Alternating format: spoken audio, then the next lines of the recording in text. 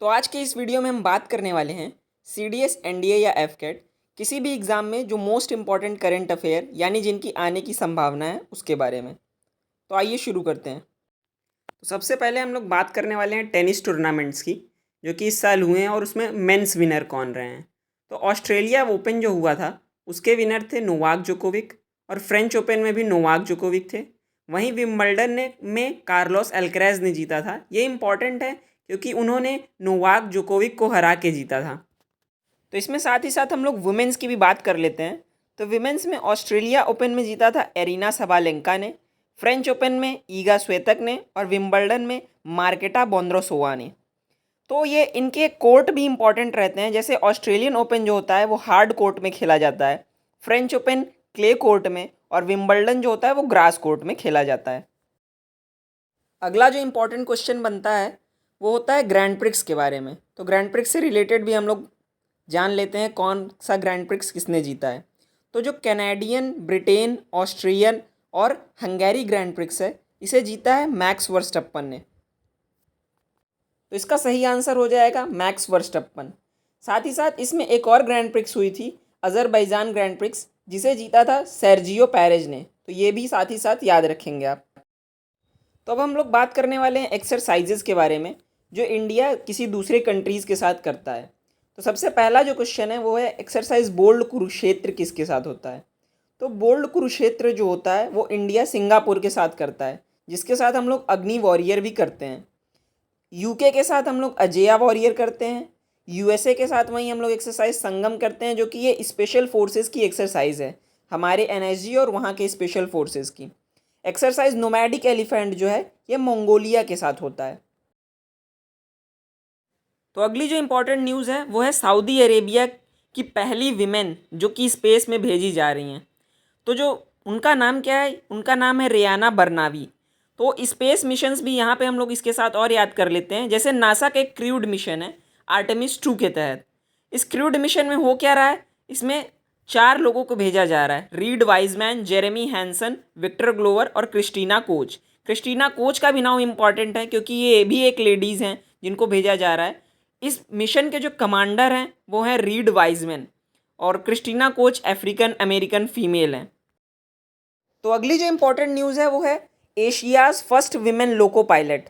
तो एशिया की जो फर्स्ट वुमेन लोको पायलट बनी है वो हैं सुरेखा यादव जी। ये हमारे इंडिया की हैं इसलिए भी इम्पॉर्टेंट है और साथ ही साथ एशिया की फ़र्स्ट हैं इसलिए और भी ज़्यादा इम्पॉर्टेंट हो जाता है। और ये ऑपरेट करने वाली हैं वंदे भारत को, जैसा कि आप देख पा रहे हैं।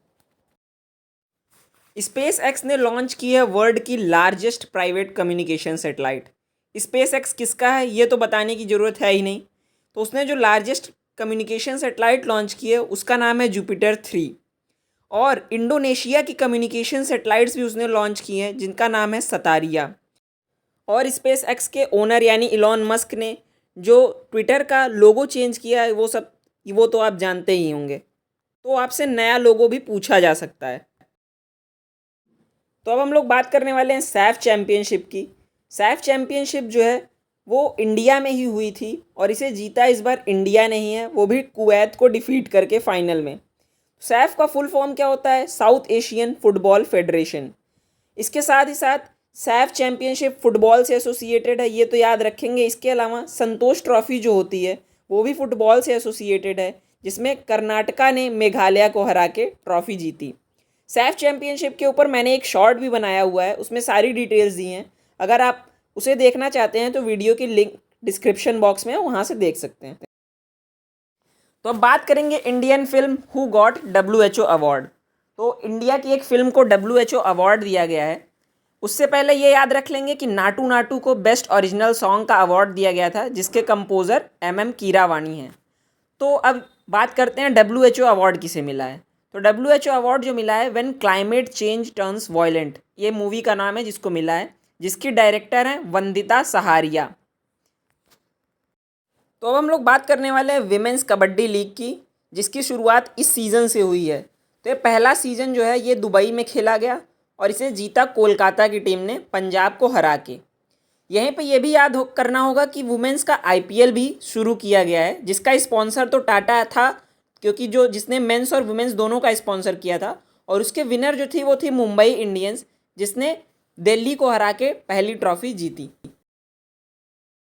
अब जो अगली मोस्ट इम्पॉर्टेंट न्यूज़ है वो है bronze in Asian fencing championship at China.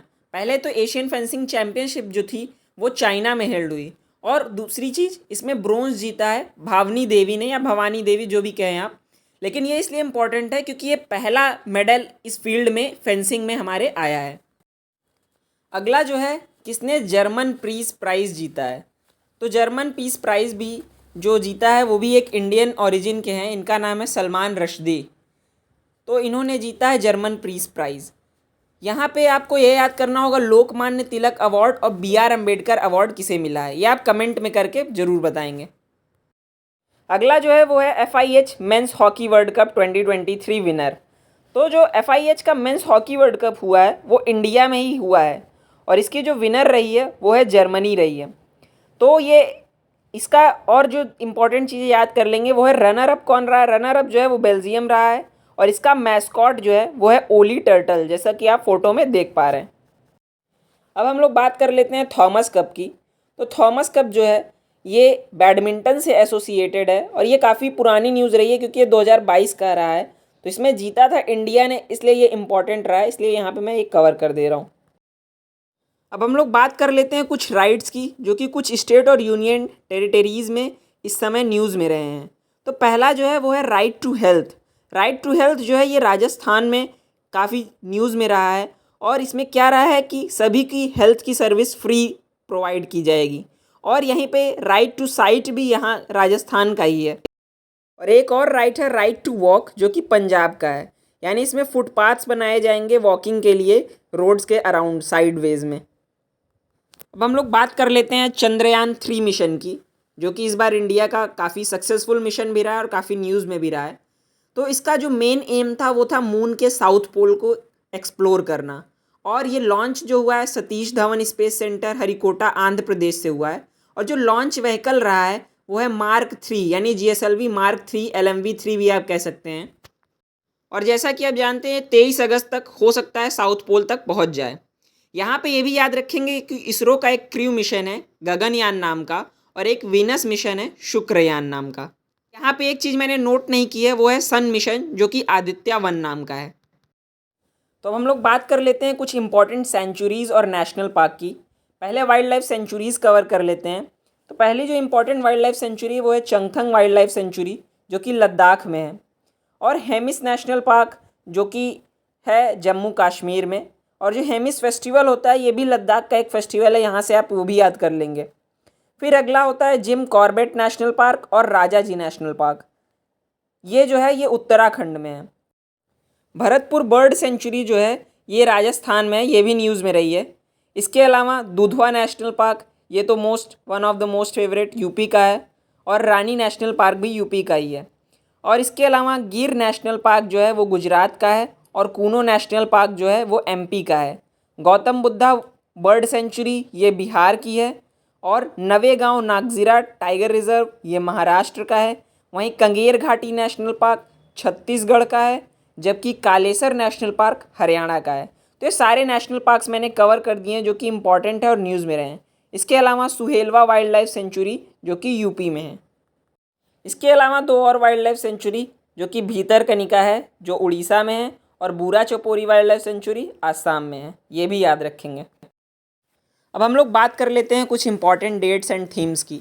सबसे पहले 2 फ़रवरी को जो होता है वर्ल्ड वेटलैंड डे, ये कि मोस्ट पॉपुलर क्वेश्चन है, ये हर बार किसी न किसी एग्ज़ाम में ज़रूर पूछा जाता है। और इसका थीम जो है it's time for wetland restoration. 4 फरवरी को जो है वो वर्ल्ड कैंसर डे होता है। 28 फरवरी को नेशनल साइंस डे होता है, जिसका थीम था global science for global wellness.